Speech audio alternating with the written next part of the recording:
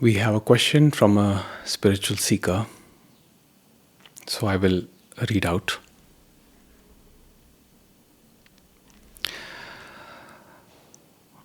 I'm sorry that I'm texting you again like this. Lately, I have been feeling very depressed.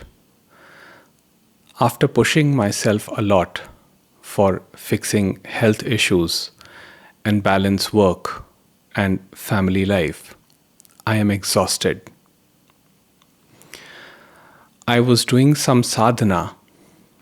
Sadhana means a spiritual practice like meditation. I was doing some sadhana for past 1.5 years, but had to stop due to chronic back pain. However, I feel very relaxed that I don't need to make space for something extra like sadhana. Somewhere I understand nothing is going or need to happen, but somewhere deep there is eternal weight that something has to happen and may happen with effort.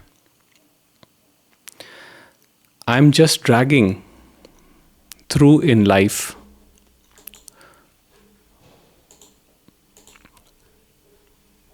from this day to next, just moving. Expectations are dying down.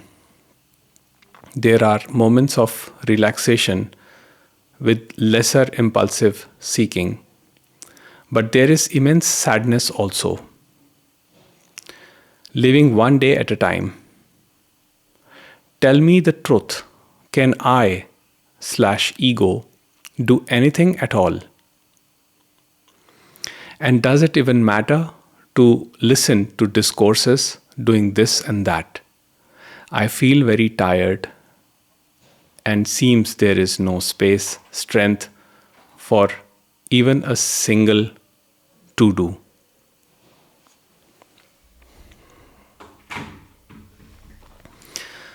So the questioner is known to me. I know him and I know his family, beautiful family. So I'm going to be a little hard.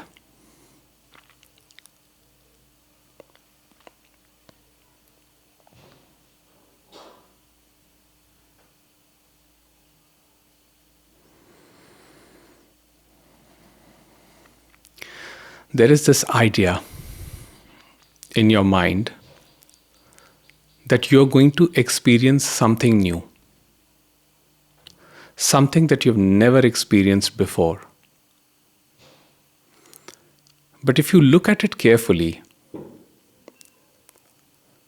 what exactly is an experience? An experience is formed from the content of the known of the past. The greatest joy, bliss, euphoria, thrill, excitement, the greatest joy that you can think of has already been experienced by you before. So, what is this awakening or enlightenment, or call it whatever you want to, bring you that is going to present something new to you? In other words, I'm asking you, what are you looking for?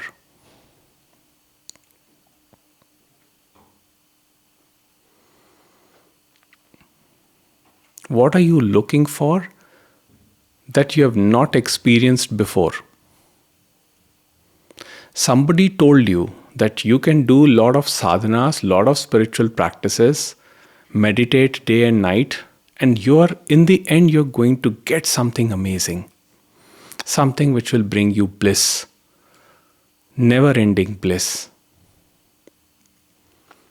Now that idea is lodged into your mind because you have already experienced that. And you want to re-experience it. So I'm asking you, is there anything new that you're trying to experience? Can experiencing help in knowing something new?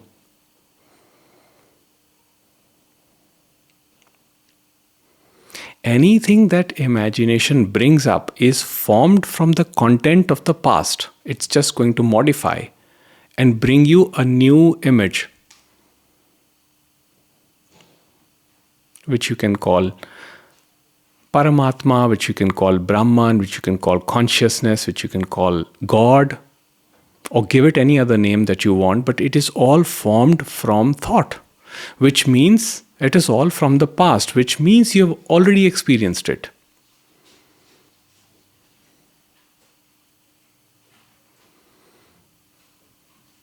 So even if it comes to you as an object of your experience in some modified form and gives you bliss, can that bliss sustain, remain?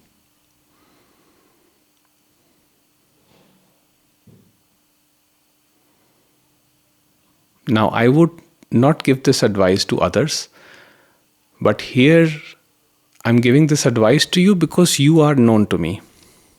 And the advice is, call off all the search.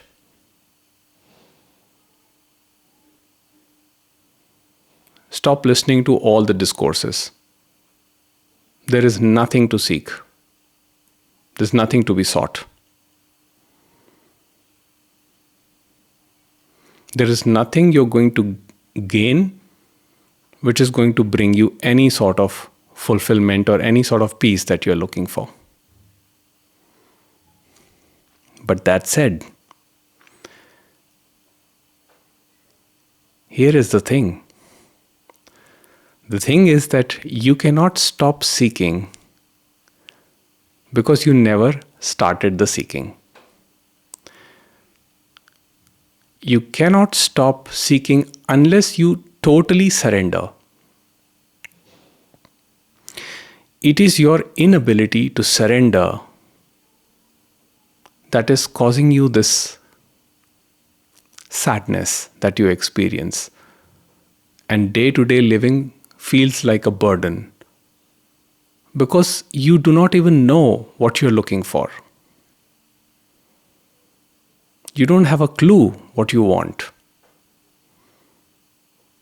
You have created an image in your mind, which is a future projection. And you're just moving towards it because you have been told, somehow this programming has been ingrained in your mind, that by doing this, you can attain that. And once you attain that, you become fulfilled, you become the alpha, omega, whatever. And what you are doing essentially is escaping from the situation that is being presented to you now. Whatever sadness or emotion that is being presented to you right now requires your total attention. But you are escaping it. You have been escaping it by saying that I'm doing sadhana, I'm doing meditation, I'm doing japa, I'm doing this, I'm doing that. Whatever you are doing is making you escape what is. And that whole movement is powered by the thought, what should or should not be. So you have divided your world into 3 major compartments. One is your work life, second is your family life, and third is your spiritual life. I'm telling you, there is no such third compartment of spiritual life, which requires special practices or extra things that needed to be done. You're trying to use the third one to fix the first second. There's work pressure. There's lots to do at work. Then you come back home. There's family. You need to attend to family, parents, your spouse, children. Now you have set up a third division. Spirituality. I must attain that. I must acquire. Then I will be fulfilled. Then my human potential will be realized, then I won't have to come back to this plane again.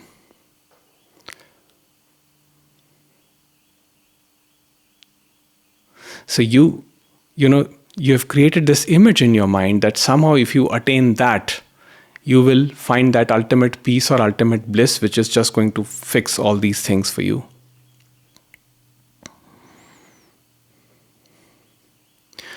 What I'm saying is, I'm just putting this concept in front of you. There is nothing to be fixed.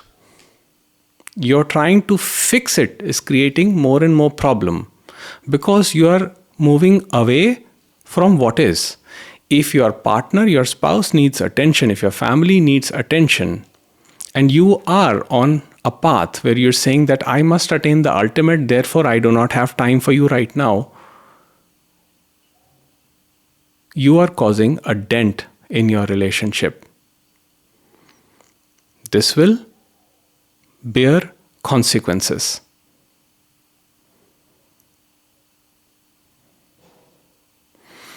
The highest sadhana is in the flow of life, is in everyday living, by totally attending to whatever arises in the moment. People who are close to you, your loved ones, they are your teachers.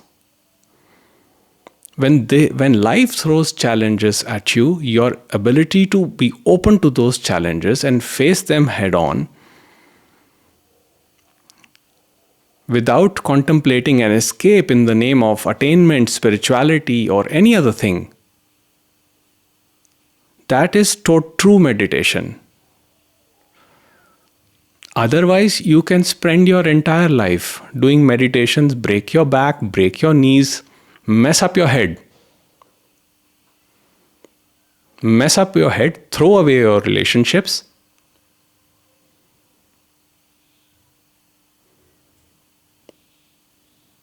Please understand the root of this depression that you are facing is selfishness.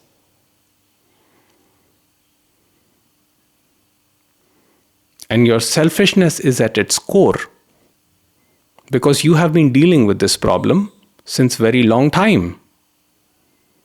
And I remember meeting you where you said, okay, let's contemplate another possibility. Let's end the show.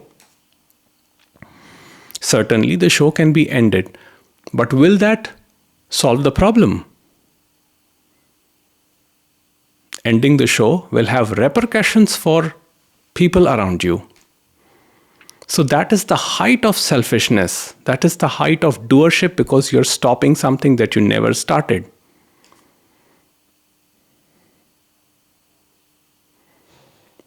We don't know what happens afterwards.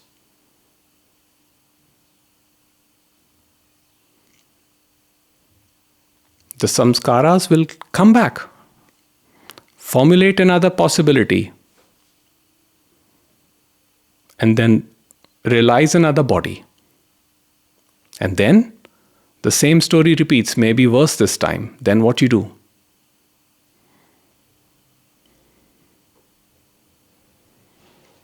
You cannot leave anything unfinished. There's no escape.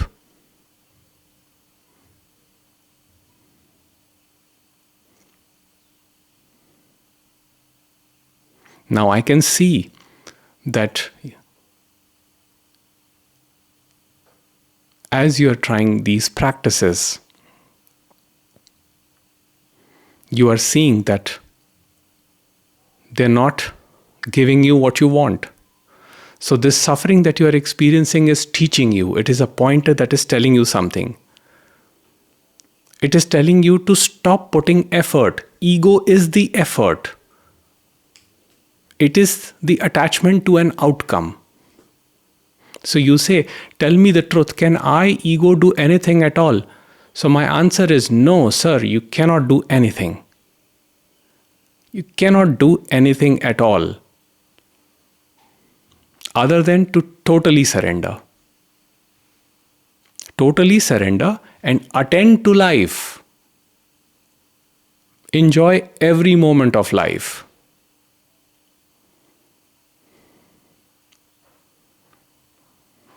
There is a There was a saying by Jiddu Krishnamurti that a hurt mind is not an innocent mind.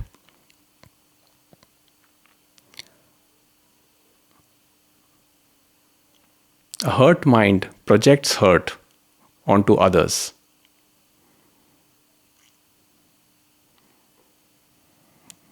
It feels thrill and pleasure in projecting the hurt. And that's how it survives. Its pain, its own misery becomes its identification. So you can live the rest of your life saying, I have depression, I have anxiety, I have this, I have that. But unless you start attending to life, unless you start attending to what is, there is no escape. You will keep either ruminating in the dead past or into an imaginary future. Imaginary future will bring you anxiety. Dead past will bring you sadness and depression. If you need professional help regarding certain personal aspects of your life, like your work or your family, then by all means take that help. But at the core of it is awareness. At the core of it is seeing your patterns for what they are and not trying to escape. You, my friend, have been contemplating escape for the last 1.5 years or maybe more, perhaps.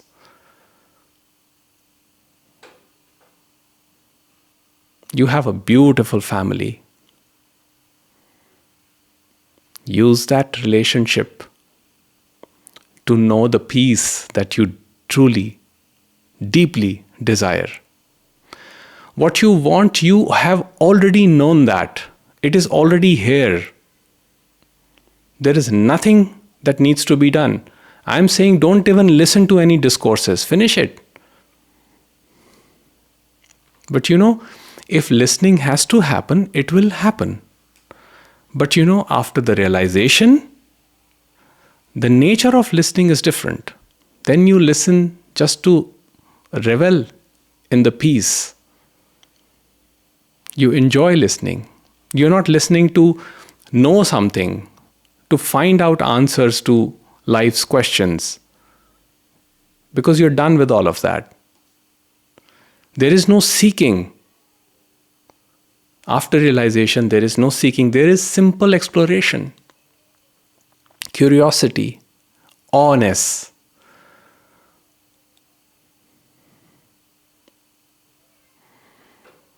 Master Eckhart said, all that the human organism can do is marvel at the Lord's creation.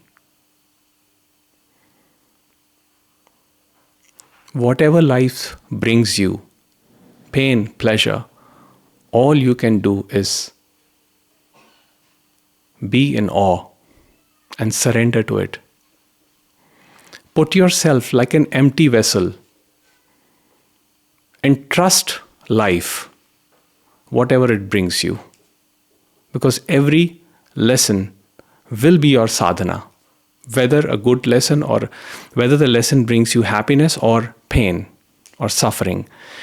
That will be your spiritual practice. Your attitude to life is your spiritual practice, moment to moment as it is lived, not in hope of some future reward. All this movement in time is an illusion. So anything that you try to do is an illusion because it is a movement in time.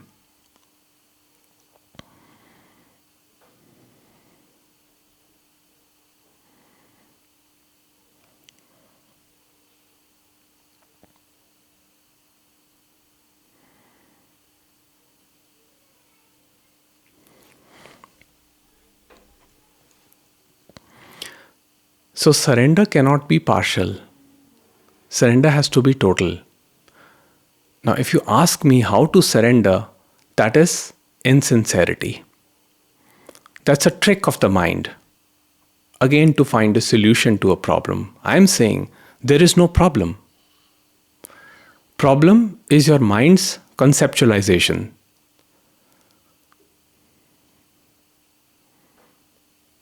It is the greatest illusion when the mind tells you that there is something out there that I haven't achieved. I'm looking for that thing. But there's no clarity as to what it is. Mind will never ever give you any clarity about what it is. It will keep you chasing because in that chase it keeps its aliveness. And its aliveness, its expansion is suffering. I'm talking about the fragmented mind. I'm talking about the separative mind. I'm not talking about the working creative mind, the mind that you use for creative thinking. I'm not talking about that. I'm talking about the doer mind, which is attached to an outcome, which says that there is something there that I have not attained yet, and once I attain that, I will be whole, I will be complete, I will have this, I will have that. And that mind will give you this illusion that you are making progress, that you are day by day you're gaining more knowledge. But when life flows and you are hit with challenges, the same mind will come up with the most painful thoughts. You are useless, you are unworthy, you're not good enough. There will be a lot of shame, a lot of guilt about things. So when you ask the question, how do I surrender doership? That itself is a misleading question. That is an insincere question.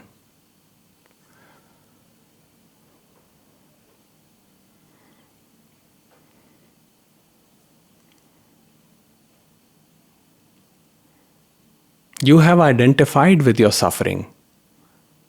Because in all of your sentences, it is like, I feel tired, I feel this is not helping me. It is all bringing you to this self.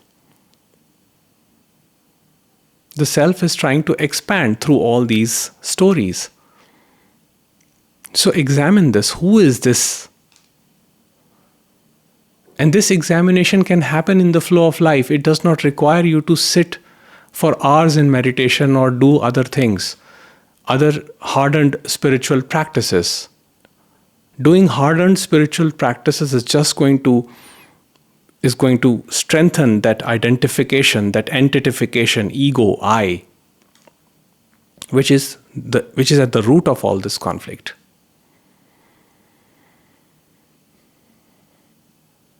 So just live your life, enjoy with your family,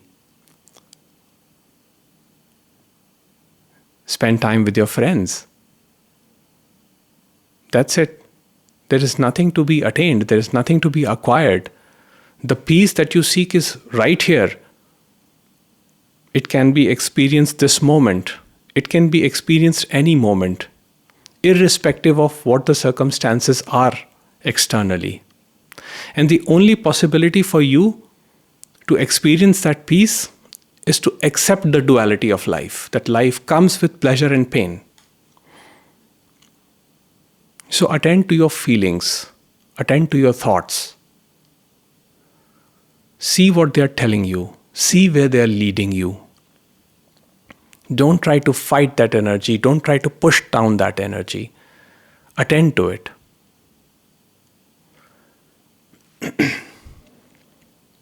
And if at this time you feel that you don't need to listen to any discourses, or you don't need to study any scriptures, or you don't need to perform any practices, then suspend all of that. Call off the entire search, if you can.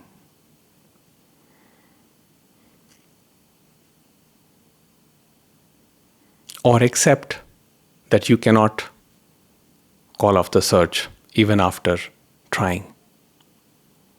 That will bring you relief.